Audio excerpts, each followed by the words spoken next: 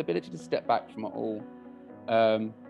Good nutrition, sensible training, recovery focus, all good stuff. Hard training has its place. It's not the only thing you should be doing. Eating calorie deficits have their place. If you do it for ages, you're going to struggle mentally and physically. All these things have to be, it's not just about how hard you train and how little you eat. It's got to be more than just that. Hi, my name is Johnny Lawrence and welcome to another episode of Life Talk, the self-development podcast. Today I'm here with a dear friend, all the way from Ibiza. So I think we might fall out shortly when I ask him what the weather's like there. So let me just introduce him first. Today I'm talking to Andy Vincent. Andy Vincent is a personal trainer who's worked in London, Miami, New York, LA. How suave is he? He's also a strength and conditioning coach. He's got a certification with Precision Nutrition. I always said it wrong, so I hope that was all right. Precision. Thanks for marking my work. For correcting that. And he specializes in human biomechanics. The thing I love about Andy, apart from his wonderful personality, which you'll get to know hopefully in a minute, in all the exercise he's done and all of the delivery of exercise and courses and all the things, he keeps it simple, and his methods are not fad orientated, and they're tried and tested, and his methods work. So he's the one that I'll go to when I'm scratching my head and going, okay, I've got this client, and he'll often say, well, and actually what always amazes me, Andy, is it's always a really simple answer. I've just overthought completely. So I'm always grateful for your Yoda-like wisdom. Thank you for the intro. I have been very lucky to be surrounded by amazing coaches like yourself that we learn, develop, and sometimes myself included, like we get in our head too much and we overcomplicate things. So I have my mentors as well that I speak to, coaches that I speak to. I'm like, I'm thinking this, am I an idiot? They're like, no, but have you thought of this? You're like, oh, of course. Because the answer is usually quite logical sometimes. Don't you hate it when like you speak to, like if we speak to each other and the other one's right, you're like, damn it, I wish I'd thought of that. Damn it, why did I ask that question? It was such an obvious answer. No, I think this is the thing, isn't it? Like as you get a little bit older, you get more comfortable with what you don't know, and you can't know it all. There's like, as a young coach, I thought I had it sussed, and then I started learning, and then I was overwhelmed by the volume that was out there, and then I got a bit further into my career, and I was happy with what I knew, and understanding this is a pathway, and I will continue to learn. You can't know everything, and you don't need to know everything to be effective and a good coach. And quite often there's stuff that you can forget as well. You know, like there's some stuff where I'll be doing something and then I'll remember an old exercise that's perfect for something, or a strategy that I used before that's perfect for something, and I'm like, okay, right, yeah. And that's the thing, when you've been in the business sort of decade and a half, it's quite easy to forget stuff. Let's face it, I've probably forgotten more about exercise science than I actually can recall. The sheer volume of podcasts, research papers, courses, coaches I've spoken to, yourself included, it's some of that kind of like very nuancey information. You're probably not going to retain all that. So, and it is sometimes hard when you're in a moment trying to work with the client. I had one recently. I was programming an exercise, and I was like, it was causing issues. And I tried something in the gym. I was like, I should have been using this exercise with a client in the last phase. Why don't I think of this? Not a new exercise, nothing particularly exciting. It just went out of my mind. I think be able to stand up. And I said to my client, look, this is a better exercise. We're changing it. I just realized, be comfortable saying you're only human and made a mistake. It's okay. Yeah, you're absolutely right. And I think, not that I'm here to point out anyone's mistakes, but I think quite often when I speak to younger trainers, they don't ever want to be wrong. They don't want to ever make mistakes. They don't want to experience failure in any way, because they feel, and I suppose it's slightly different for them now. Failure can be somewhat more public than it was when we were young trainers, I suppose. But so if being fair to them, but I think, as I frequently say to people, part of self-development is failing and learning from your failures. And if most of the time, then failures really aren't going to be that significant. Like you say, you might have misprescribed the wrong exercise, or stuck an extra zero on someone's diet plan or something, and we all do it, if we're rushing or whatever. So, just owning up to the mistakes and apologizing and moving forward. I think that's all anyone can ever do, really, isn't it? Yeah, it's like a lot of information out there now. God, I wish I heard that when I was 20. Like, I didn't tell anyone that I was making mistakes when I was in my 20s. It was just like you say, it was an act of weakness. I'm not even sure I thought it was that. I know I hated it. And I don't know if there was a particularly like a turning point in my life. I don't necessarily think there was, but there's certainly, as I've got older, you just realize you're like, come on, you can't. All the time you stretch yourself, try and learn and develop. You're like, I can't get it right all the time, and I'm definitely that person. Doesn't like putting my hand up in a classroom and getting it wrong. But I still appreciate that it's actually from my mistakes and my failures that I've learned. Certainly, the bigger lessons that I make sure I don't let others make are the ones that I've probably made myself. And I think that's one of the things I really admire about you, is that you're so generous with your time to others. You used the word at the beginning, mentor, and I think that's a really accurate way to describe someone like you. And I see you sort of littered amongst the business of different people. I've had the pleasure of speaking to some really cool people on the podcast recently, and off the recording, we talk about you, in a good way, I promise.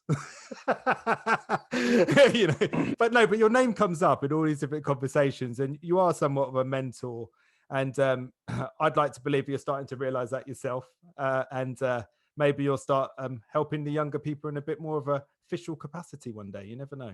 Yeah, it's hey, I've been very lucky to be mentored by some brilliant brains, and I know how useful that was to me. I don't think I thought of it as mentorship at the time. It was just like, hey, you're awesome. Can I hang around and listen to you and talk and chat so I can learn, develop? And sorry, how are you married? How are you? Hey, you're awesome. Can I hang around with you? Can I hang out with you? Because it's usually a bloke that I'm hanging out with. No, that's not sorry.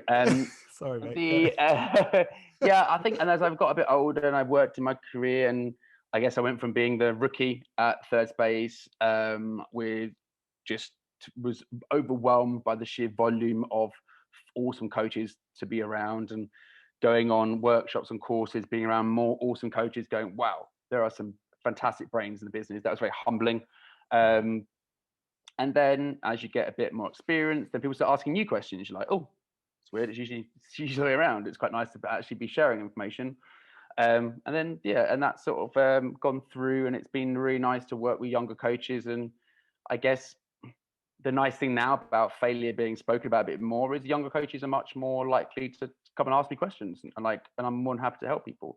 I think any coach, because I also hear some coaches are quite guarded with their knowledge. It's like, I find that very odd. All we are doing is sharing information from courses and stuff. Just because I give you a piece of information doesn't mean you know everything that you need to do. It's just one snippet of information. And if you've got enough about you to be able to formulate that question in the first place, means you're thinking about the topic anyway. It's not like you're saying, Andy, can you give me all the answers to everything about fitness? You're just asking me a very specific question. And I like that. I really respect a young coach wanting to learn. I think we'll talk about this in a bit more detail, but the gulf in knowledge or the disparity in the gulf in knowledge that can be perceived in the industry is vast. So if I can help a couple of PTs, maybe clarify some points to just get better information out there about fitness to help more people, because that's what we do. We're just the facilitators of help. I don't make this stuff up. I learn from other people. I read books. So I'm just passing on knowledge that really smart researchers and clever people have put the time, effort, years of devotion into. I've read the book, and then I'm passing it on to others. It's like it's a feed. So rarely is there really, honestly, truthfully, in the fitness industry, rarely is there new such information.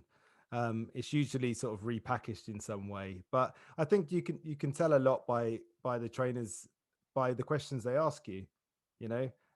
That tells you whether they're worth the investment, and it tells you where they are in their journey as well. And that's no judgment. We all started somewhere.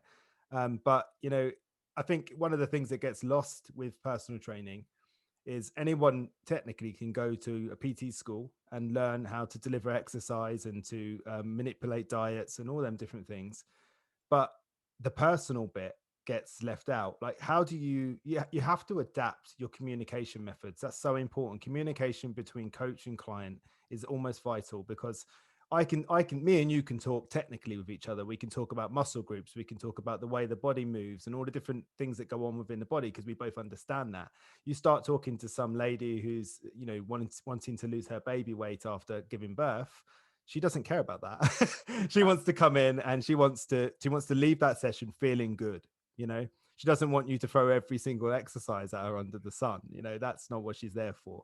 And you got to look after her. You got to make her feel good. You know, one of the things I like about the way you train people is you very often keep it simple.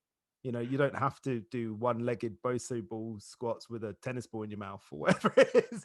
You know, you just sort of keep it very simple, because you know what works and you know what you're trying to achieve. You know, but I mean, let's start at the beginning. I would love for you to talk about your fitness journey. How is it that you came into the industry? What drew you to the industry, and what has your sort of movements through the industry been like?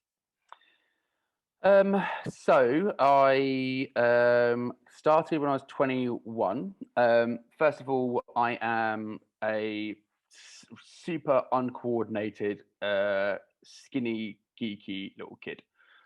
So massive body issues, 16 years old, used to hate seeing my rib cage, had really big feet, used to love playing football, but was not overly skilled at it. And it was just like I loved sports, but I guess I didn't know work rate and that sort of thing. I just thought that I wasn't gifted, and it really kind of like chewed on me quite a lot. And I really wanted to be better at than I was, and like lots of little things, like little incidents that just kind of really hit my confidence. And then a friend of mine got into weight training. We were playing football. I was 19 years old, and it was low skill effectively, and it was great, and it built confidence, and I got muscles, and I liked it, and it was like, this is something that I can do that isn't necessarily, which is me, and it's not. I guess I wanted to get bigger at the time, and it was driven by aesthetics, but it was deeper than that. It was like this time that I actually feel like I could do something and do it well. I was quite proud of myself for doing it. I actually then got an injury playing rugby. Not that I actually played rugby, bizarrely, but I got an injury in the second only game of rugby I've ever played. That's so unfortunate. Yeah, well, that's what happened when you don't know the rules of rugby. Yeah. Yeah. And I was dating a girl at the time, subluxed my shoulder, and started having physio on my shoulder, and was chatting to a personal trainer who also happened to be a educator for Premier Global, or whatever it's called at the time. And was like, come down. We do this like 12-week personal training course. Not really heard of personal training. I guess was definitely keen to learn more about weight training. I was just doing bench press and bicep curls and bent over rows and stuff. Bro. And so yeah, I started my course, and I loved it. It was I was good at it. Like, I could learn it. It wasn't. I remember doing my maths A levels, and was just like, I mean, I was so out of my depth educationally that I just wanted to cry. And this I could do. This was kind of logical, and I was like, okay, this is taught at a pace I can manage, and it's practical. So a lot of it's learning it whilst doing stuff, not looking at a bit of paper. And I was like, this is a method of learning that I like. This is something I like. It's very physical. It's very tactile. For me, it was just like, right, I found something that I actually enjoy. And then I guess, yeah, my parents are always like, when are you going to go get a real job, Andy, for the majority of this? This is 2001. So when I qualified, personal training was not a job. No, it was I know. a side hustle. Yeah. So yeah, and then I worked for a few little gyms, started working for David Lloyd, and it sort of went from there. And then started studying more, wanted to move to London, because I met personal trainers in London. Where was you from again? Again, Where was you living at that point? I was in Woking in Woking, Surrey, right. working for David Lloyd. So I was I was a fitness manager, sorry, at David Lloyd, because I was doing mainly when I first started working there. I was a fitness coach, but did a lot of group exercise, and then had a handful of clients, like personal training clients, on the side. Um, and then I moved into management, thinking that's what I wanted. I wanted more on my CV, and just hated it. It was like I got by because I was like nice kid on gym floor, no management skills, no idea how to manage people, no time management skills, and that just I got away with it for about a year, and then then it was just too much. So that was a real struggle. Decided it was also moved away from what I actually really loved. What I really loved was training people, and so I did my NSCN level 3, my corrective exercise specialist, and moved to London and joined Third Space. So you went straight into Third Space from where you were before? I was so lucky. I was going to it was Fit Pro. It was a Fit Pro pre-conference. It was 2007 Fit Pro pre-conference. There was Chuck Wolf talking about foot biomechanics and running, and I was just keen on movement. It was always something that I was kind of like interested in, and I happened to be chatting to the fitness manager of Third Space. Unbeknown to him at the time, he was about to come see me the week after for a job interview. So it was just fate, whatever. I walked in there. I mean, I was literally blown away by. I walked in, Phil Lerney come and said hello to me, and I was like, "Who are you?" Chatted to him, was like, "Oh my god, you can't be joking! Who is this guy? How on earth do you know so much?" And he was like, and Phil was very kind, and I've spoken to Phil quite a few times and thanked him because he spent a good chunk of time working with me, helping me, and he lit a fire in me like only one other person has in my career, where I was like, wow, you blow me away with how much you know. And people don't realize how genuine that is about Phil. Phil is he's so generous with his time. He's so approachable, and he really is what he seems. You know, he hasn't got much tolerance for. No, and he never did. He doesn't suffer fools. No, he doesn't. No, but I like that about him. I like that about him. Yeah, me too. What it means in essence is that you're not a fool. Yeah, well, I hope so. Yeah. He was. Yeah, I mean, I was. I guess I wasn't that young, but in my eyes, I was young. I was 28 years old. I met Phil, and he did two things. He educated me, but he made me want to be better than him. He made me want to like elevate myself and learn and study and not just to rely on what you know already. I wasn't sports science degree trained. Everyone at Third Space had a bloody sports science degree. I had a chip on my shoulder, and I went full tilt. I read everything. I was on every course, you name it. I did it. I wanted to know. If you were smarter than me, I would come and hang out with you. I'd go and see physios, watch them. Is that the same chat-up line you'd use? Same chat-up line all the time. You're clever. I'm sticking myself to you. And that was it. And then you learn and develop that way. And it was, so Phil was just like meeting Phil. I worked with Phil for probably 2-3 years. How he handled himself in business, how he handled himself with his clients, his attention to detail. It wasn't like no disrespect, but he's not there to chat to you about your weekends. He's there to get results, to work with you, to mentor and coach you as a client. All the sort of soft stuff around personal training, he wasn't that bothered about. He's like, I just want to help you help yourself. It's not about me standing here counting reps for you. Take ownership. And I was like, I like that, because what I don't like about the industry is this idea we outsource things to trainers. Like, I'm outsourcing my fitness to a trainer. I see a trainer 3 times a week. Well, what are you doing for yourself? And Phil made me realize that early on, and that was an ethos. Then I switched, really thinking myself as a personal trainer to a coach, and that has probably been one of the biggest changes in my mindset towards my job, ongoing. And then the next biggest influence in my life was Gary Ward, who runs Anatomy in Motion, just because the guy is just next level what he knows. And biomechanics and human movement is something that I've always been interested in. A lot of the stuff that Gary taught, I don't probably use massively with my clients, because not everyone cares that much to the level that he goes into, which is okay. I find his stuff just phenomenal, and he really changed the way I think about movement as a whole. Phil changed my mindset a lot, and then Gary just basically blew my world apart as around, and also made me realize, also made me question a lot of what I'd already learned, and the absolutes spoken in the industry that aren't so absolute after all. And I was like, okay, there's more to this than I think. And that's great, because it gave me this freedom to realize that a lot of what is written in blogs and said on podcasts isn't factually correct. That's okay. And you can take bits of it and apply it. And I was getting lost sometimes in the volume of what I was learning. And these conflicting thoughts. I was like, oh my God, this is this is that. What's the best thing to do? I'm really confused, asking questions. And working with Gary just made me chill out and step back, breathe, and start thinking, okay, where can I apply this? And within what I do know and understand, what can I use? How can I use this?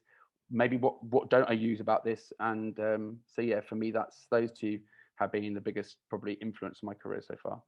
I love that. I mean, there's some really great stuff there. I mean, it's a nice little segue actually to one of my next questions, which is what frustrates you about the industry? Because you mentioned there that you found out as a trainer. So let's take that as a premise. You're a trainer finding out that a lot of the stuff in the industry isn't actually factually correct. So imagine what that means to somebody who doesn't know what you know. So just talk about what some of those myths that really sort of changed your thinking. What were some of the things that you could speak about specifically? And I suspect they're things that frustrate you about the industry. Yeah, I think, well, certainly, if we keep it, one of the things that Gary taught me is that effectively as your coach anatomy is like textbook anatomy isn't functional anatomy, isn't functional biomechanics. So when a lot of that is taught, it's taught such a simplified manner, and then when you blow it up into functional biomechanics, it is wild.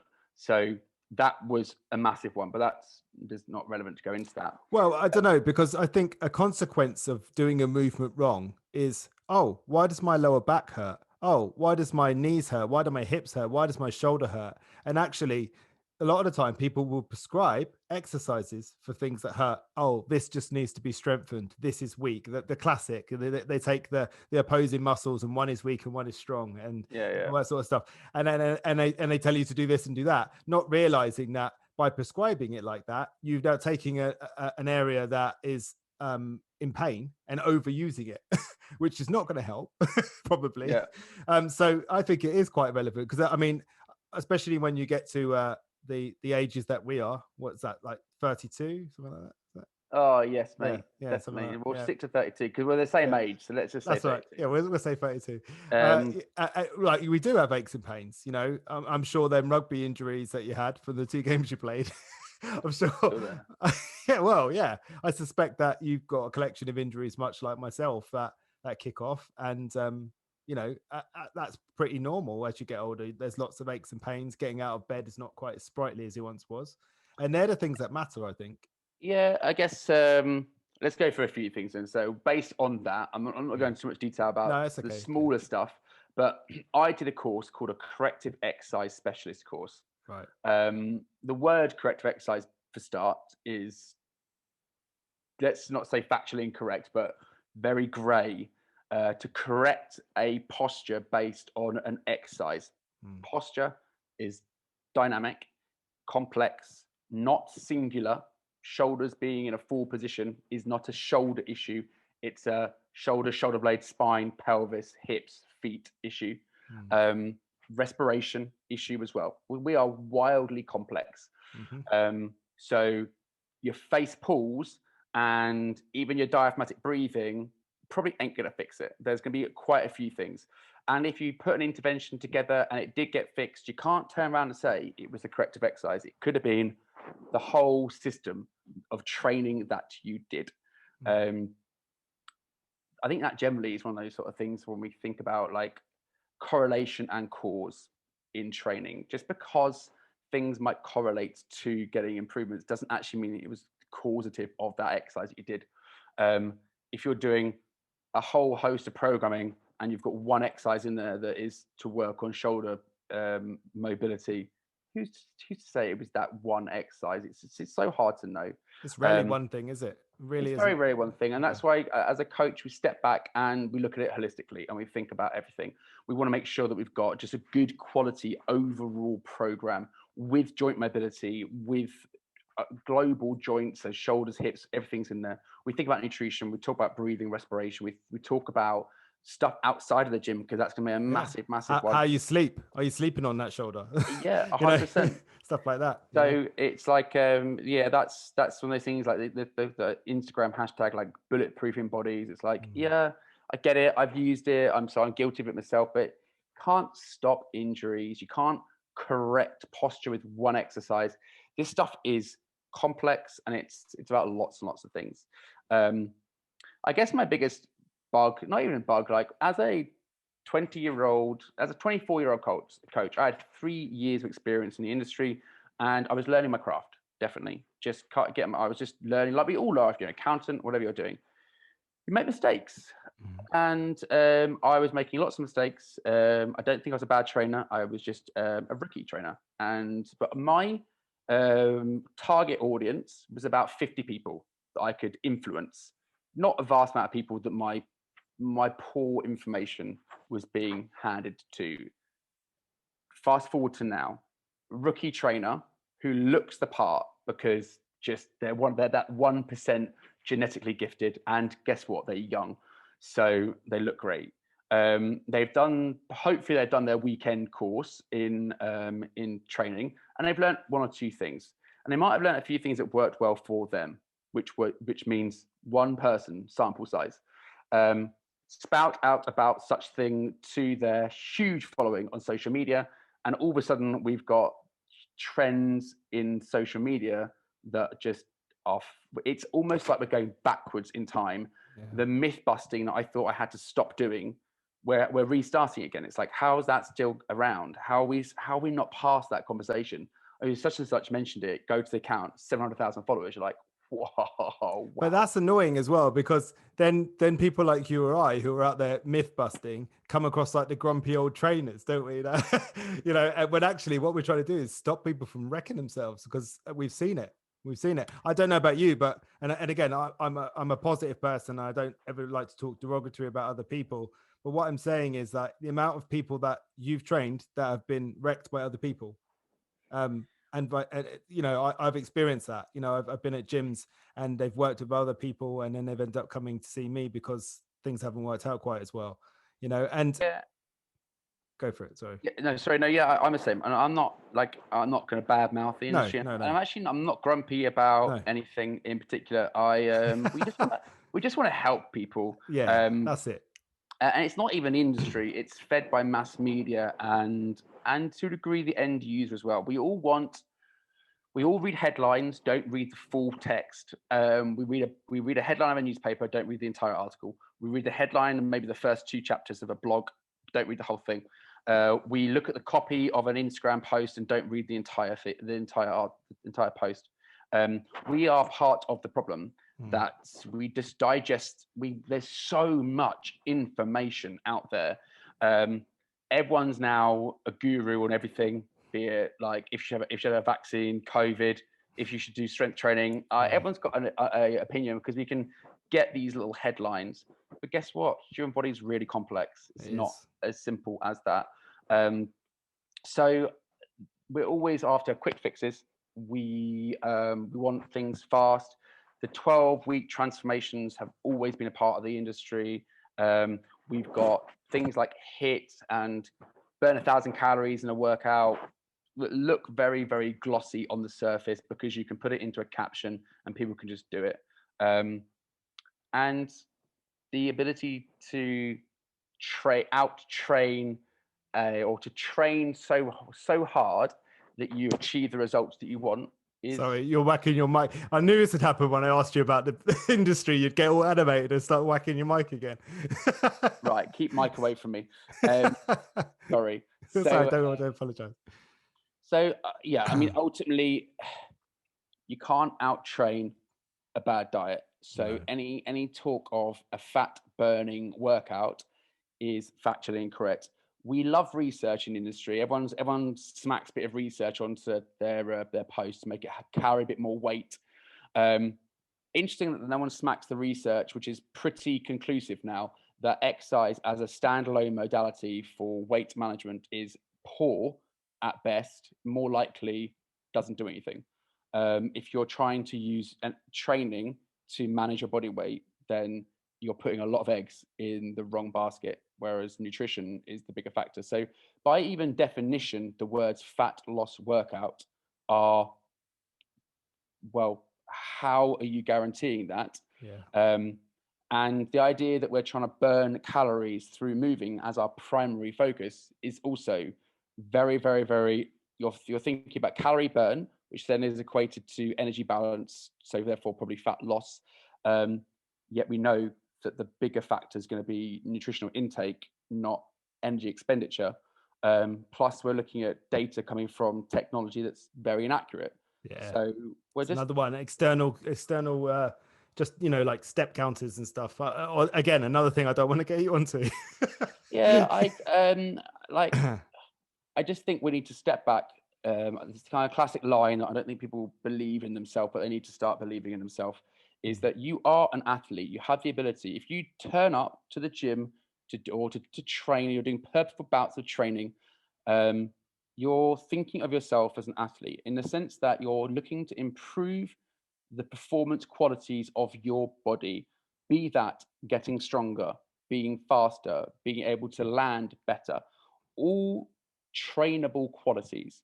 Burning calories is just a side hustle of training. It's just a cool thing that it also does. It's not the thing that it does. It's not the thing that we do it for, because if we think of losing weight, okay, cool. Nutrition, lifestyle, habits over here. Big conversation. Yeah. Massive one. Yeah. Training for trainable qualities under strength, increasing muscle, improving range of motion, all those things. Obviously, there's mental health benefits and all these other phenomenal benefits. But if we could start to pull exercise away from just being a method of weight management, because we've already said there it's not a very good one, people could start to actually treat their body a bit better, not thrash it hard. It's not about how hard you work out. More than anything, it's about how consistently you turn up. As you get older, them hard workouts have to go, right? Yeah, I had a conversation the other day with a Yeah. friend, and he was like, "Oh, you must train really hard to be in that shape." I was like, "Mate, you'd be surprised. I mean, I push myself, but my workouts, the one thing I am is consistent. Like, Yeah. I don't, I train hard, but I don't like not the things that you see on social media hard, a different kind of hard. In the sense, I've got my spreadsheet. The night before, I look at it and go, right, so last week I did this. You know what? Actually, it was quite hard last week. I'm going to stick the same with that one, but I'm going to push that one. I'm going to do 2 extra reps there because I reckon I've got that in the tank. So I just put a little bit of 2 minutes of thought into it. I go into the gym, I push myself. I know what I'm doing. I walk out there. Perfect. But And that is exactly right, because I think the best shape that I've seen people get into is when their focus has not been weight loss, it's been something else. It's, I want to go and do this run. I want to go and compete in a CrossFit event. I want to go and I don't know. I've got one of the best ones I ever had was I want to be able to play football with my son. That yeah, amazing. that motivator is not going to go away. When it gets really hard and you need to dig deep to not go out for drinks or not go for the wine or not eat the pizza or whatever it is that you like, I want to lose weight isn't gonna hold the weight. It's not gonna do it, But looking at your son thinking I can't wait to play football with you, that's gonna work. That's gonna work, It is a tough one, isn't it? Like, I appreciate the driver of wanting to lose weight. I think yes. I think sometimes in industry, I've seen people be like, "Oh, you shouldn't be wanting to lose weight. You should love who you are." Like, Yeah. that might suit you, but don't disrespect people and say it's incorrect to want to lose weight. There's absolutely no problem with that. But what does losing weight give you? That's what I want to know. Exactly. What's the true why behind that? Because I know Absolutely. why I started weight training, because I was bullied as a kid. Yeah. And I hated it. So if I really cut to the chase, I know there's a very deep ingrained reason that I want to weight train when I was younger. Yeah. And and that's flowed and ebbed and flowed throughout the course of my career. Now I just like being strong. I'm very proud of the fact that I'm a 40-year-old guy, and I'm in half decent nick. I'm not in pain, and I'm pretty strong, and doesn't consume who I am. You writing your Tinder review here? Yeah, you mate, you know it. Happily married, 16 years. He is happily married. So sorry, Tinder. Yeah, it's just like we all have our reasons to want to do things. And it's not to take away from that. My goal of getting bigger was to get increased muscle mass. Took a long time. Took a very long time. I wish I'd known how long it was going to take when I started, because it would have taken a lot of the mental stress off me when I was younger. And I think was you comparing? Was you in the gym comparing yourself to others? Always. And meeting, I'm not going to name names, but meeting people that were in phenomenal shape and having the same conversation with them and being like, a second, you look unbelievable, yet you're nitpicking about the most minuscule thing. It's like, you look like what I want to look, and you're ripping your body to shreds in the sense of you're mentally saying you've got skinny arms, too fat. I'm like, oh, wow. Like, if you're basically, you look like you're ready to step on stage thinking that. So what point in time in this weight loss journey do we start feeling, or like body transformation journey, do we start feeling like we've got any worth if these guys who look fantastic are still not comfortable and confident about it? For me, it was a massive, and I actually just started doing strongman training. And for me, it was like this mental release. I was 32 years old. 33 years old. I just moved to East London, and I was just like with shackles removed from like this beating myself up about how come such and such look so good, how come they look so amazing, oh, they must be so happy, look at them so lean, they must be so doing something that I'm not doing, how do they know what to do, all these sorts of questions, because I was always learning and studying and interested, but deep down I was still a 16-year-old kid just wanting to get bigger. And go back to the top of things. So we want to lose body fat, you want to lose weight, but it takes time, and you're in it for a long run, because you're not just going to lose weight. So then you need to learn the habits to maintain that weight. So it can't be about punishing workouts, because when you got to do when you get to your target weight, you're going to still do punishing workouts and hammer the life out your body.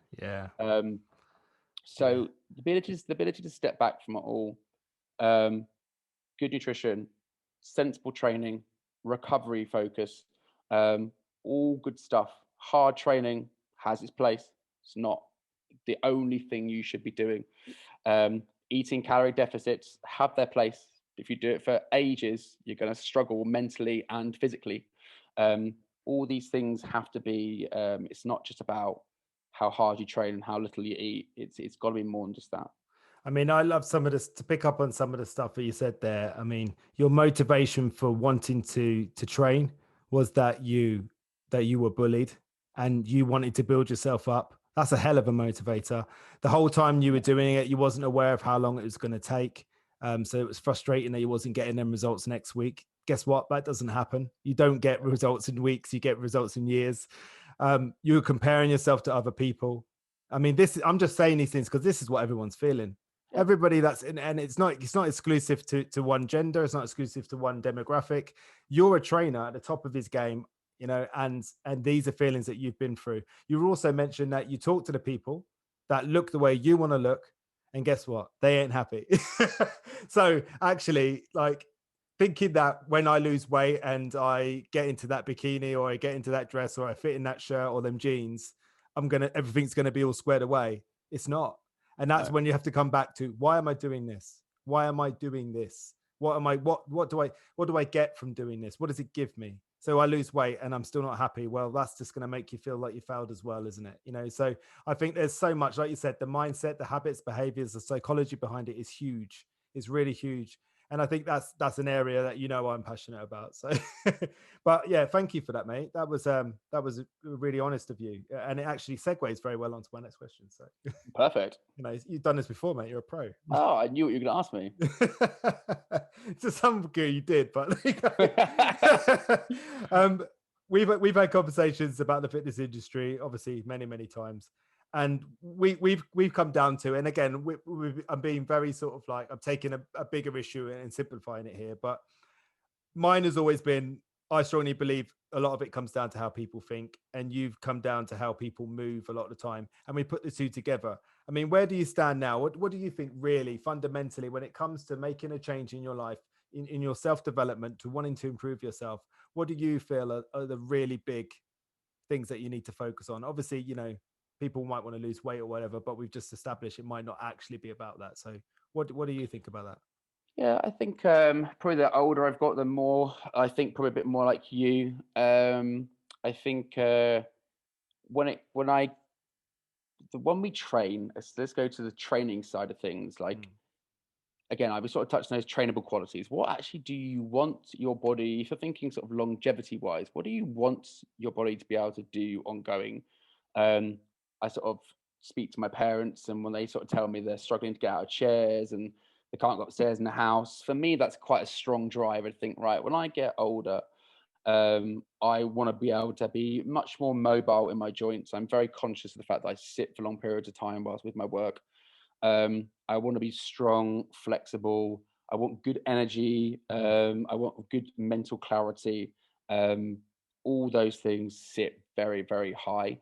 None of those things come from beating the life out of my body and guilting myself into any particular nutrition. Um, I think getting comfortable for most people with that you are in this forever. Like if you look at the what you need to do when you're 50 to stay fit, I think training goes up in the sense of it becomes more important because you're more active as a 20 or 30-year-old than you are as a 50, 60-year-old, because you just will be, because Yeah, you're your habits probably, start kicking in, don't they? You start watching yeah. telly more in the evening instead of going out with your friends and But all even that sort little of stuff. things like if you're working in, let's say, in a city or a major town, and you drive somewhere that you walk to work, walked for lunch, you might play a sport still. Weekends, you might be meeting friends, going for bike rides. Then you get older, and maybe you move out of the town, and then you're driving everywhere. You might now be a CEO, or you've got kids, and you might be on your feet to a degree, but you're not doing the mileage that you once were. So things just naturally start to make us move less. Yeah. So adding purposeful bouts of activity becomes more and more important. This idea that we train to lose weight, it's like, then it's finite, then it's time bound. Yeah. It's not. That's not what it's about. Like, we have to exercise to make up for the fact that we have gone off on a path. Like, if we think back to 1,000 years ago, we weren't sat down all day long. We're doing things that are so far beyond or far away from how we were evolving that we have to exercise to make up for bouts of being sedentary. Yeah. That's not going anywhere. I love this life. It's cushy. Sit on nice sofas, cars cool. Like, I haven't got to do much. I can order food on Uber Eats. That's all good stuff. But that means that you've got to prioritize moving outside of your life. So we've got to get comfortable with it. This is about moving forever. You've got to have habits around becoming a more active person. 15 minutes Joe Wicks blast in your front room 3 times a week ain't going to cut it. And I know time is precious. People are struggling for time, and you have to tread very carefully when you talk to people about time. But more often than not, you can be really smart with your time. You can do things to make movement a part of your day to day, going out for bike rides, taking the kids out, being just a bit more active. It does take a bit of work, but it's so worthwhile. I think getting people to do a time audit as well. I think that's always very eye-opening to people. I mean, how much time we all, and this is no judgment against any one person, we all spend way more time on social media, watching TV than we think we do. Yeah. We all do. So actually, once you start being aware of those habits that you have, and by the very nature of them being habits, sometimes they can be a bit unconscious. Not literally, that would be strange, but but I mean, what I love there is what I'm trying to really, who I'm trying to speak to in this moment here is that the many people on this world that might get to, say, Christmas time, they have a lovely Christmas and then they're feeling very fat and overweight after Christmas, which is the vast majority of all of us, right? And they think, right, that's it. And they sign up to a 12-week program. Now, you and I can see by the smile that's sort of creeping on your face. And again, I'm not doing this from a point of negativity. It's more like just trying to really get people to, I'm trying to find that language that communicates with people and gets them to understand that, yes, you will do the 12-week program. You'll be on a restricted diet.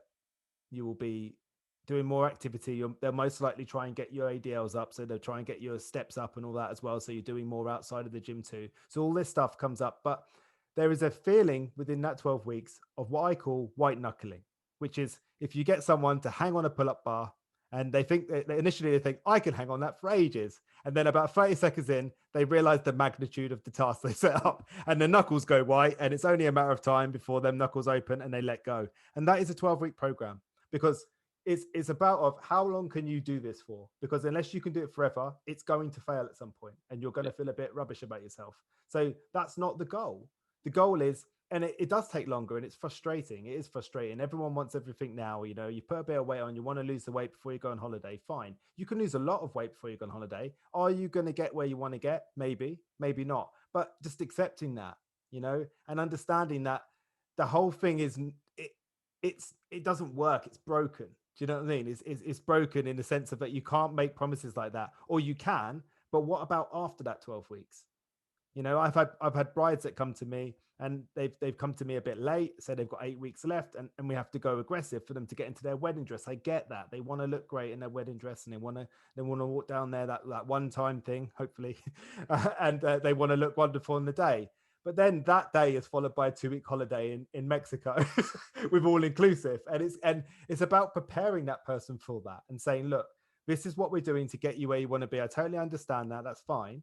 But after this is what's going to happen. You're going to go on 2-week holiday. You're going to eat what you like, and you're probably going to come back a couple of stone heavier, you know, but that's all right because we know that's going to happen, you know, because you don't want to take someone's honeymoon away, right? You know, you want them to have fun and all those sort of things. But yeah, this is it, isn't it? It's you made some really good points. I appreciate, because I put a post out fairly recently about this sort of idea, and people said to me, "Yeah, but Andy, no one would get started if they knew it was going to take them so long." And I was like, "That is an interesting point, and I believe it probably is correct. But again, we're missing the point here, which is it's got to be done forever anyway. Like if you're honestly thinking of exercise just as I'll do a little bit of it. Just think about what you're saying realistically. We know you go to a doctor, any health complaint, any disease out there. What's one of the things they're going to tell you to do? Be more active. Like go for daily walks. Like it's not. This isn't rocket science. It's pretty straightforward stuff. It hasn't got to be strength training and hit sessions or whatever. You don't enjoy that. Don't do that. But you do need to be active. If that means hiking at the weekend, if that means joining, I don't know, a dance club, something gets you moving. Dancing's knackering. Yeah, it is. It's like sometimes if I go dancing, which is not often, I'm not very good at that. You know, get out to Ibiza, mate. You'll start dancing here. Oh, okay. I'll be there in a minute.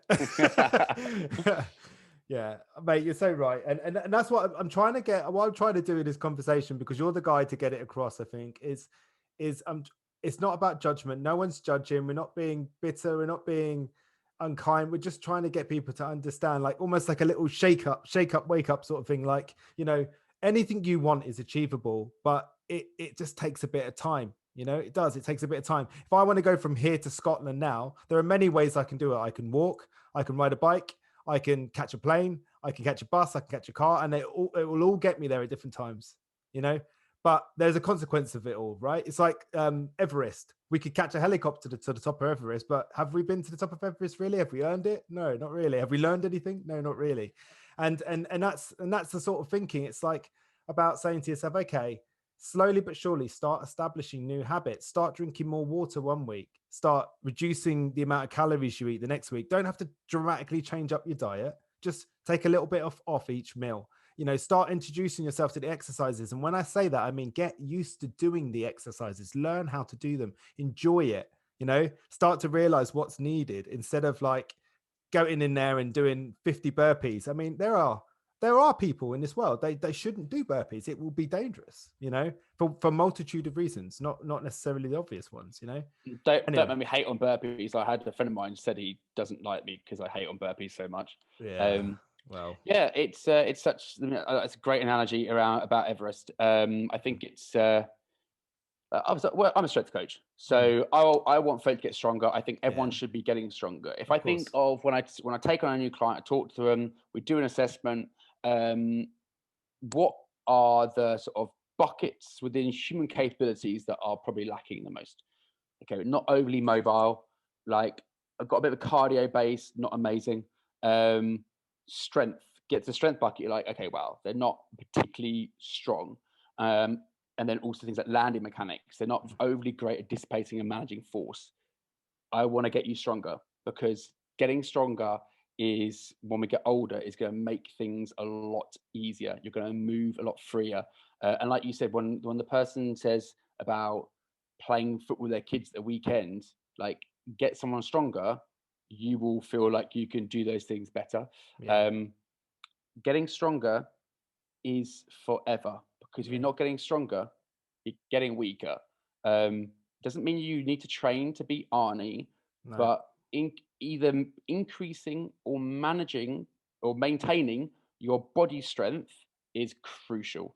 Climbing up the stairs about using the banister, getting out of a chair about using your arms, getting out of the bath without slipping. Yeah. You know, all these things that, you know, people might joke about them now, but they're coming to us all. You know, getting out of a car without it being agony, getting up and down off the floor without feeling silly, all these things, you know.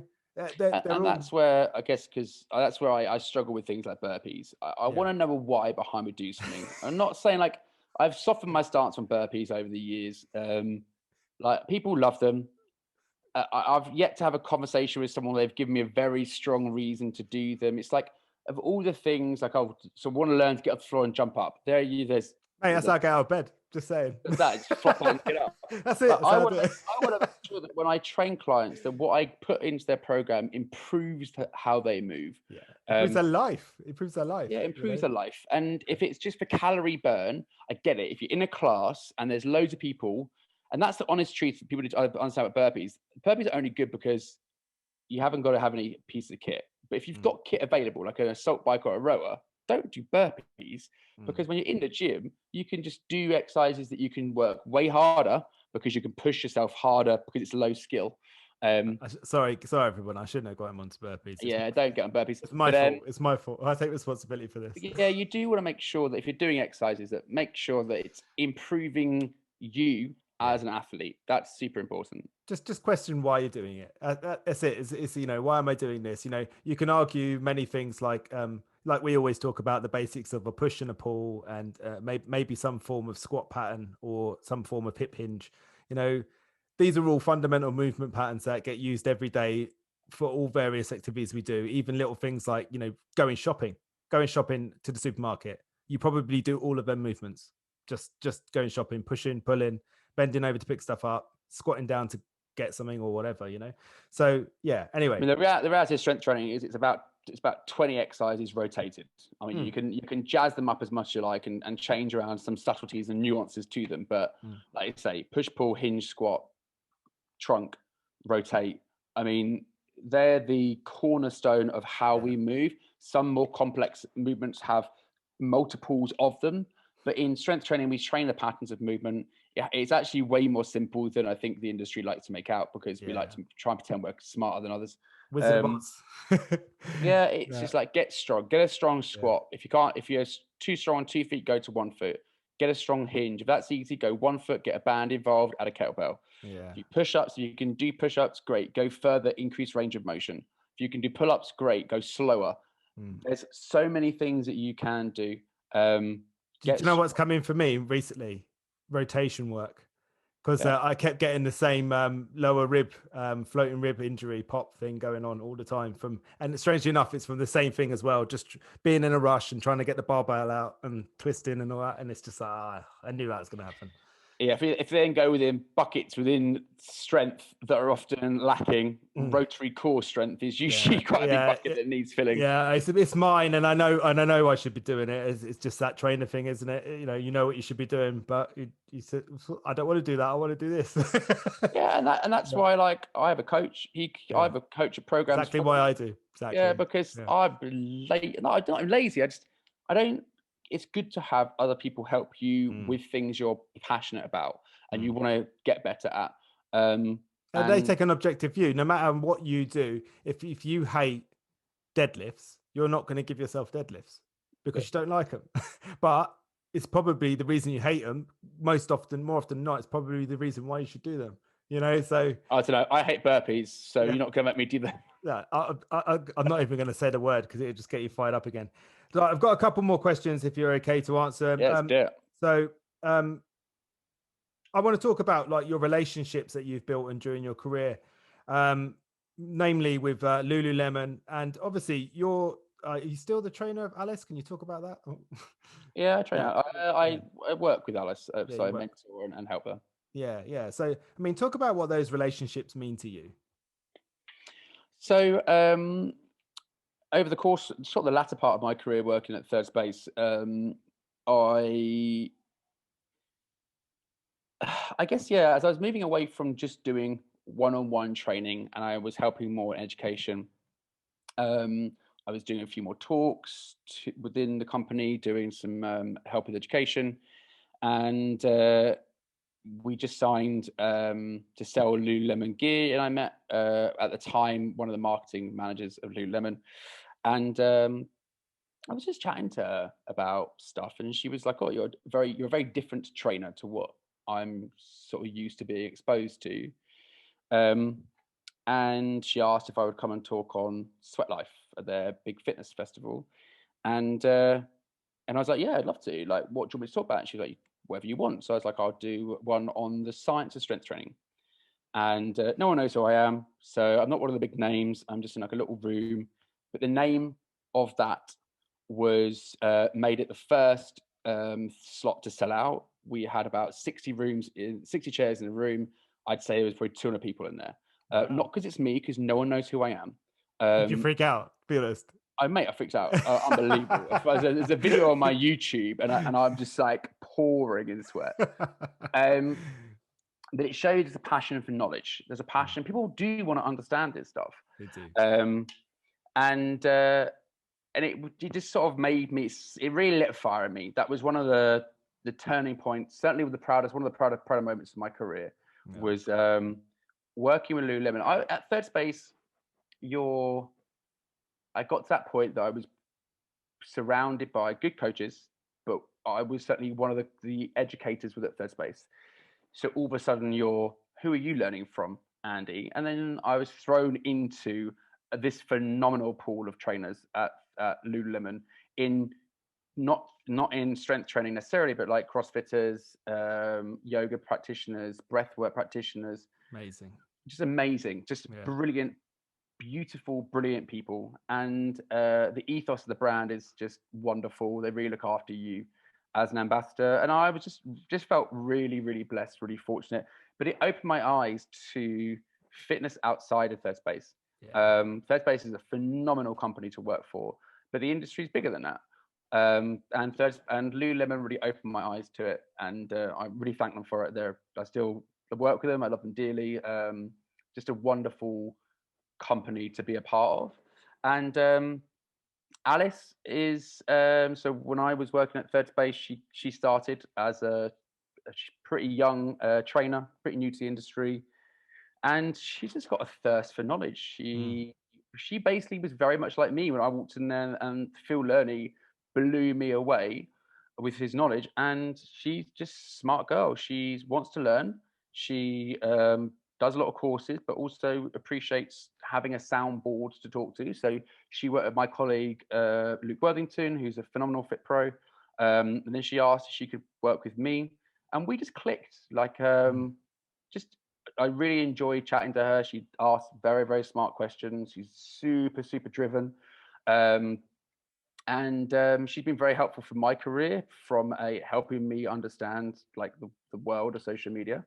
And I've been lucky enough to work with her and sort of mentor her through some of the obstacles that have sort of come her way. She's doing phenomenally well. She's brilliant. She is. And we're talking about Alice Living, by the way, aren't we? Yes, Alice Living. Just to make sure everyone knows. So actually, I was on her podcast this morning. So, oh, really? Look at you doing the rounds. No, you don't do a podcast in like 3 months. So I've done 2 in a week, 2 in a day. So if I speak to Alice, she's going to say she's your social media mentor. She knows she is. Between my wife, I mean, I'm not even sure, but I wouldn't be on social media without Alice and my wife. It's like, it's not my first. You and I are 40 years old, so I feel like you. I think, my first thought when I work out isn't, "Ooh, let's video this and put it on social media." Like, that's not where my brain goes. It's not. I'm too busy to get going and get in there. I just want to lift, and I work out for me. I don't work out for everyone else. Like, I'm horrendously selfish in the sense that I block my time out every single day. I totally do that too. And no one can touch my time to train. And if I was to let them do it, I would resent them for it. So I just don't let it happen. It's my time. I put on a podcast, listen to some music. I mobilize, do breathing, clear my mind. I love it. It's not necessarily. I actually find it quite irritating that I have to video parts of it and put it on social media. So it's been very useful having Alice's help with it. Social media is like, let's put it out there that if you're a phenomenal coach doing one amazing job in your business, you potentially won't be on social media. If you're a very young coach, I don't know, let's say you just started your business and you look amazing, you live in Miami and you got a six-pack, because let's face it, most 20-year-olds do, and you're a bit savvy on social media and you don't mind putting your entire life on there, you might have like 1 million followers. And that people get drawn into that. Yeah, I know coaches who got way more experience than me, 30 years in the game, who aren't on social media. And I know the same. Yeah, I appreciate you can't get access to them, but large followings doesn't necessarily mean. There are some amazing coaches with large following. Alice is an amazing coach with large following. There are some dreadful coaches with large followings as well. So it's large followings are like nice for your ego. But I get that a lot though. I get people going, "I'm surprised you haven't got a very big following," and I'm like, I don't really want to say to that. I say, well, I've been putting my focuses in other areas. I mean, I'm working on it now, but it's a weird game. It doesn't really, I try to. I've learned so much over the last 15 odd years, and well, my whole life, in fact, which is 32 years, right? 32. Sorry, you said 40 earlier. I don't know what's the matter with you. And I've got a lot of wisdom, I suppose, to pass on. I think if you get to our age and you haven't learned something, then it's probably not been a great run for you, sort of thing. And I've got a lot to pass on when it comes to self-development. And I work hard to make these videos, and sometimes, no one sees them. And sometimes that creates disappointment and stuff. But then I have to remind myself that's not what it's about, because more often than not, I'll get one little message from someone saying, "Oh my gosh, that really, really cheered me up today. Awesome. Yeah. Done its job, man." As far as I'm concerned. So, yeah, I mean, it's nice. I just think it's really important to talk about the relationships you've built, because I think any young trainer who's listening to you sort of put down some knowledge bombs today. Relationships are important, right? Yeah, it's really interesting because obviously working for Lululemon, a lot of people ask me, how have you managed to do that? How do I become an ambassador? And then I laugh a little bit, because I message back to just be like, be very good at what you do. Simple. Like, I appreciate you can surround yourself with a brand and do these things, and it's great to have aspirations. Of course it is, and I'm not knocking that. But like, if you're a 2-year coach, just be good at doing your job. Enjoy the journey. Enjoy the journey. Keep looking for that knowledge. Help people. And what's the thing about the brand that's like, I will start working on Lululemon when I was in the business for 17 years. So it's not like I didn't have to do anything, because I was pretty good at what I did. Took you 17 years to become an overnight success. Yeah, exactly. There is no magic. I don't know how I did it, because there is no one thing. I just spoke from my heart. Mate, you earned it. You put in a lot of people in everything you do in self-development, no matter what you do. It's not what you see at the end. It's the hours and hours and hours and years and whatever of work that goes into it. To get the right body, it takes a lot of work. There's a lot of times you don't want to go to the gym. You don't want to eat this. You don't want to eat that. But you've got to do it, if that's what you want to achieve. And it's the same with anything. You put in the hours in your industry, educating yourself, working the gym floor, building relationships, and working out yourself, doing your own stuff, and it paid off, you know, and you put yourself in the right place. To move from where you were to go to London, that's a big deal, you know, to uproot yourself from where you live, move to where all the action's going on. Not everyone will be able to do that, and that's all right. But don't expect Lululemon to come knocking at your door if you're working in the gym in some sleepy little village somewhere, because they probably won't, you know.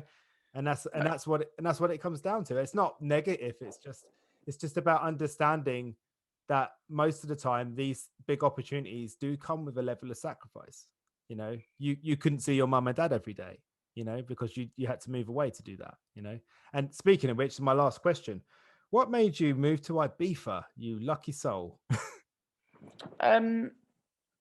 So as much as I loved my time in London, and I'm very grateful for that as my part of my journey, I'm a country boy. I was born in Winchester, was raised in Hampshire, in a sleepy little village, and just London was just too much after a while. The pressure that it put on me, I put on me, to perform, and it was just all consuming. Financially, it's you've got to earn good money to really enjoy London. That puts pressure on you. It's doing a lot of sessions. My first big goal was always to buy my property, to buy a house in London. And then when I did that, 2013, I was like, I'm not sure what's next. I got married. And obviously working in Lululemon, meeting Alice was all wonderful things that happened later in my career. So I'm happy that I stayed. But I just needed an out. I needed to get out. A lot of my business was online anyway. I'd noticed in my work that I'm a coach. I'm not like a chit-chatty coach. I teach, and then I want you to take ownership. So a lot of what I was doing was online anyway. I'd see my clients, I'd do a couple of sessions over the course of a training block, and then I'd leave them to it, check in with them. So I was already starting this online side of my business, and I was enjoying it and getting way better results because I wasn't fixing my clients; they were fixing themselves. I was I was helping in the background, but they owned their wellness, and I really loved it. I was like, this feels more like the way that I like to coach. I met my wife in Ibiza, so we've got friends here, so it was the obvious place to go. So yeah, we sort of upstick. In fairness, it was probably 3 to 5 years later than I thought it was going to be. We spoke about it quite a while ago, and yeah, I just wanted to give it a try. I'd done a bit of work out here. I'd spent time working in Miami with clients. A client, LA, New York, Ibiza as well, and that was really because I effectively my travel was with a client that took me around with him for 3 years, and I loved it. I was like, this is really interesting. Like, it's really good fun to train outside of London, and training outdoors in the sunshine. I was like, as much as I love geeking out and stuff, I also like, for my soul, I just want to be in the sunshine. And when I noticed my business could exist online, I was like, right, let's make this a thing. So we moved out here 2019, sorry, and I moved my business fully online in Christmas 2019, and launched with a brand new online only 2000. And obviously, COVID hit, and and here we are today. Are you happy though? Yeah, like I mean, it's not forever. We've been very fortunate. I'm very grateful to live here during lockdown. I miss family, I miss friends massively, but I live by the beach. The pace of life is nice. Spain's infuriating. Spain's wonderful and infuriating at the same time. But yeah, I think it gets to that point, don't you? I've been a coach for. At that point, I've been a coach for 18 years, mainly in cities and major towns, and I just wanted a bit of a change. It is hard in cities. The pace is so much more, and the clientele have arguably got more unrealistic demands at times. You know, what I found as we went through the ranks, and I started charging more and more, and we were pretty. We weren't the most expensive PTs in London, but we were certainly pretty punchy personal training costs. But the reality is actually the sort of person that can spend that sort of money on a personal trainer, they're a CEO, they're execs, they are quite demanding, but in the sense that they just like to have the best of everything. And actually, I'd probably say that I enjoyed working with clients more a bit lower down the price point, because you could really affect lots of aspects. They really needed your help. They weren't just paying for you because they could afford it. It does get tricky once you get up into that sort of area of training people. It gets tricky, because I found, and this is all I'll say on it, but I found it started to challenge my moral compass slightly. I didn't like that feeling. So I mean, in London, let's face it, in London you can be charged out £100+ an hour, easily. And you can, as a coach, you could be doing 8-10 hours of coaching a day, and it's a lot. It's a huge volume of sessions. You're not earning £100 an hour, of course, and it's tough because you've got clients that expect this this very expensive service, but actually you're having to do a lot of hours still, and it's hard to keep up with is my client keeping on track with their sleep? Is my client staying on track with their nutrition? Is my client staying on track with that habit? It's a lot of work outside of the session, isn't it? It's a lot of work. And for me online, I can do that. I can keep my clients accountable to that. I can get into the nitty gritty of the why behind what they're doing. And it's not just about counting reps. So for me, it was a natural transition. For me, I love it over here. Okay. So last question. I'm glad you're happy though, mate. Just to say, no, it's nice, man. I'm jealous. I moved to Cornwall and I felt pretty smug, and then you were like, "Oh, I've moved to Ibiza." I'm like, "Oh, had to one up me, didn't you?" Yeah. So I would consider you a successful person. Personally, I don't know what you think about yourself, but I think you're a successful person. So, what advice would you give, as the last question, to someone who's aspiring to make positive change in their life? Well, thank you. Around their health and wellness, or around their careers? You can go anywhere you like. Let's go health and wellness, because I feel more comfortable staying with health and wellness. Just appreciate this. It's going to take you a long time. That's okay, because it's not about an end result as such. It's about, like, do you want to make changes to the way you live forever? Look at what's got you into this current situation, and what could be some small steps to get you out of it. We all love going full tilt on everything. We spoke about giving up alcohol before we started this. Sometimes that's quite a big step. Making massive, bold statements, massive, bold changes. It might not be the right time for you to make those big changes. Start small wins. What do you know is in your current realm of capability that you can do and you can keep on top of, and then add the next small, easy win to it. Keep doing that onwards, and then you'll get to what is probably a big thing, which is currently maybe a bit too far out of reach, that you can start working on. Because when we go to short-term fixes, and we try and change too much at once, well, we've got 10 plus years of evidence on what happens when we do that. It doesn't work. So take your time. We want people to be active individuals, not crazy fitness fanatics. We just need people to be a bit more active, eat a bit better, live slightly more healthy lives, do all the things they enjoy. If that is eating pizza, drinking alcohol, fine. You can do all that stuff. It hasn't got to be an off-on, good, bad. It is just a way to live. So take your time with it. I think that's a perfect analogy, because it's much like that when you go into the gym and you want to get strong, right? You might want to bench press 100 kilos, but you're not going to walk in the gym one day after not having benched and just stick 100 kilos on and go. You're going to learn the technique. You're going to build it up nice and slowly. And the funny thing is, just like in life, when you get to 20, when you go from the 20 kilo bar onto the 30 kilos to the 40 kilos to the 50 kilos, you have to make changes.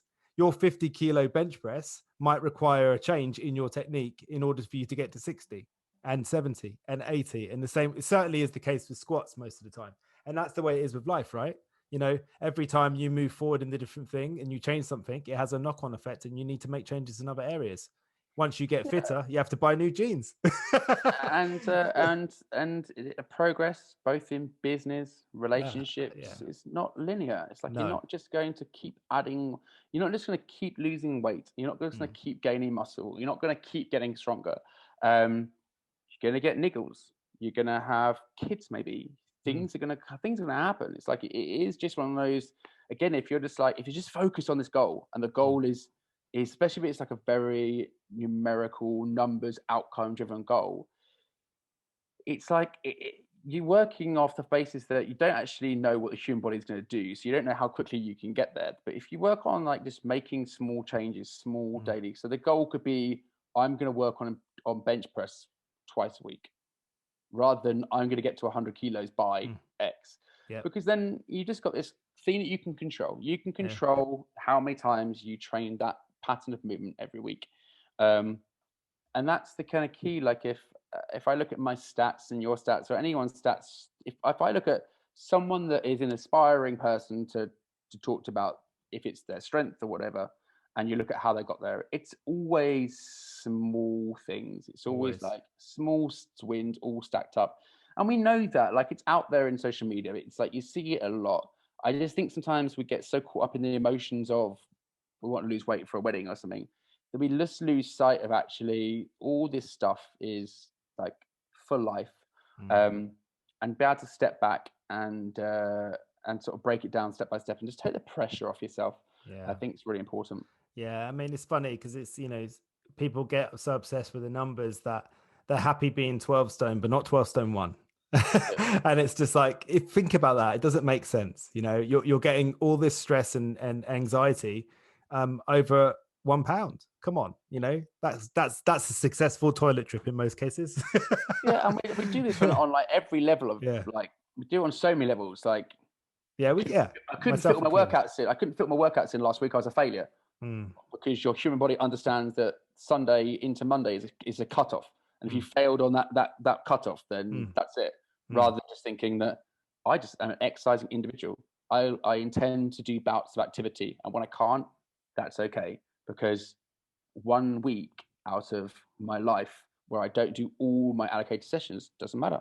If I went over 12 stone, doesn't matter. It's a snapshot in time. It's not what we're here for. We're just trying to continuously do purposeful exercise, look after our bodies, and we get the pressure we put on ourselves is phenomenal.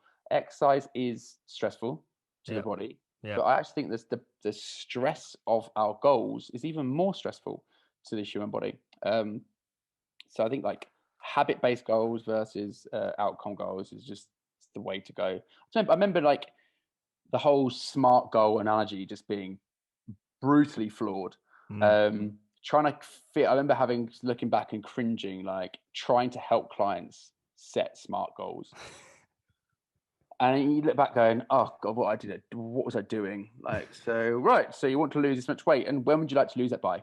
And it's like, it's feeding the problem. When actually thinking, what do you want to do? I want to start eating a bit better. Okay, well, what currently are you doing that you'd like to improve on? Well, I don't eat enough vegetables. Okay, great.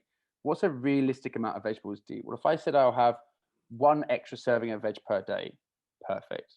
Goal number 1. Perfect. You're absolutely right. You're absolutely right. Drink a glass of water before you have your coffee in the morning. Whatever, stuff like that. And some people hate this kind of thing, don't they? They're kind of like, no, I'm beyond that. I'm better. I can do this. Like, you are until you aren't. You are until the wheels come off and you start questioning the process. And it's like, what's happened that started to go wrong? You actually know what?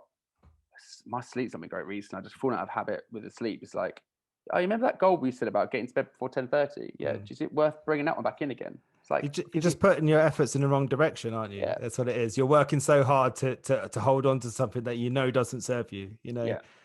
Listen, we've been going for a while now. Somehow I've got to get someone to listen to this. So sorry, let's stop there. No, mate. But mate, thank you so much for your time today. Do you just want to tell people where they can find you and stuff on social? And then so my social media is Andy Vincent PT, and my Instagram is andyvincentpt.com. That's amazing, Andy. I know people are going to get stacks of value from this. You always speak sense, and my job over the next year or so is to gently encourage you into training trainers. Done. Because I think that's what you should do. A little nudge. Yeah. All right. Thank you, buddy. And I'm sure we'll catch up again soon. Awesome. Cheers, dude. Cheers.